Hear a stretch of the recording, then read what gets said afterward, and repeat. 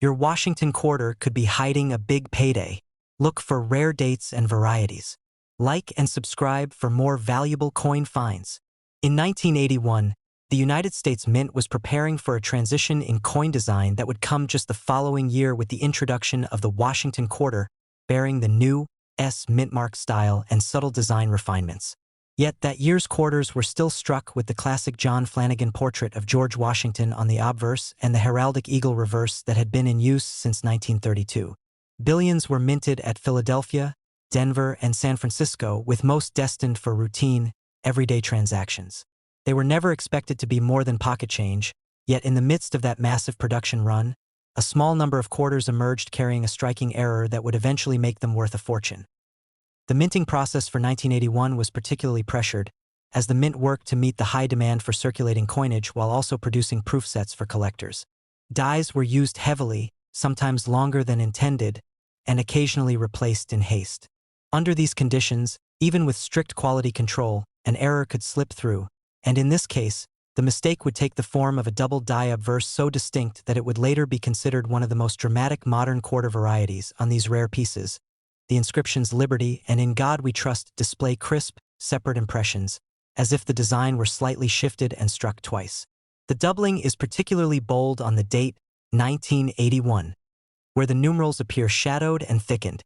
Unlike minor machine doubling, this error is the result of a misalignment between the working hub and the die during its creation, a genuine double die, permanent to every coin struck from that die. For years, these quarters circulated unnoticed. Most suffered the wear of commerce, the once sharp doubling softening into obscurity.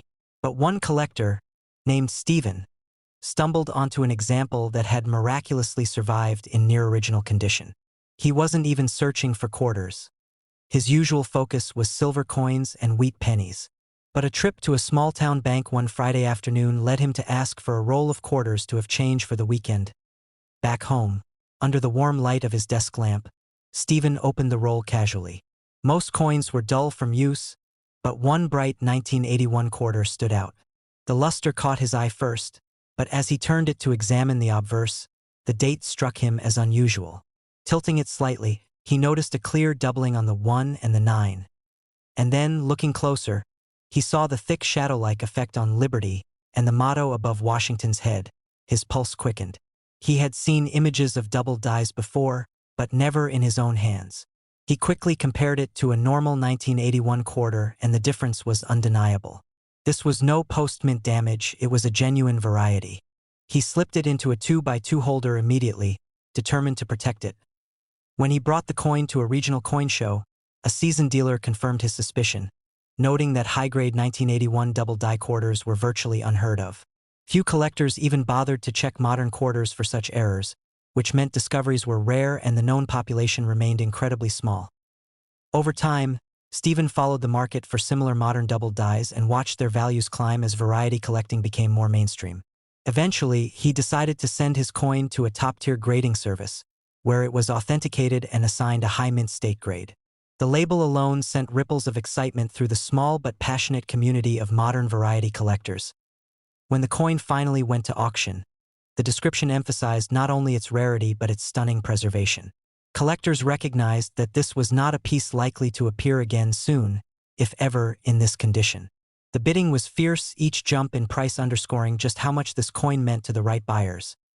Today, a genuine 1981 US quarter dollar with such a bold double die obverse, especially in high-grade condition, is one of the most sought-after modern quarter errors. Depending on its state of preservation and the strength of the doubling, such a coin can command between $50,000 and $122,000, a staggering sum for a coin that began its life as nothing more than pocket change. In 1988, the United States Mint was still producing the familiar Washington quarter design created by John Flanagan back in 1932. The obverse showed the noble profile of George Washington, while the reverse displayed the proud heraldic eagle clutching arrows and olive branches. Billions of quarters rolled off the presses at the Philadelphia, Denver, and San Francisco mints that year, destined to rattle around in cash registers, vending machines, and pockets all across the nation. To most people, these coins were simply 25 cents, nothing more, nothing less. Yet, hidden within that massive output was a tiny fraction of quarters that carried a mistake so striking it would one day become the stuff of collector legend. The minting environment of the late 1980s was one of constant, high-speed production.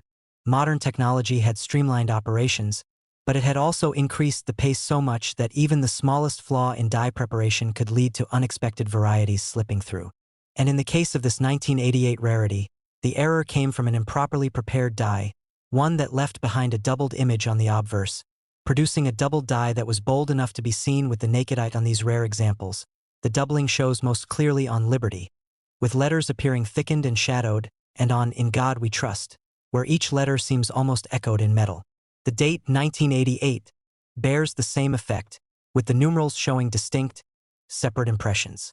Unlike the soft, shelf-like appearance of machine doubling, this was hub doubling, formed at the die-making stage and reproduced perfectly on every coin it struck. It was an unintentional engraving of history into metal, making each of these flawed quarters a permanent piece of minting lore. For years, these coins moved unnoticed through the economy, blending in with their error-free counterparts. But one winter evening, a collector named Anthony came across an example in a most unexpected way. He wasn't searching through rolls or attending a coin show. He had simply received the coin as change at a small diner after paying for a coffee and slice of pie. The coin's shine caught his attention immediately, and when he turned it over to check the date, his experienced eyes noticed something odd.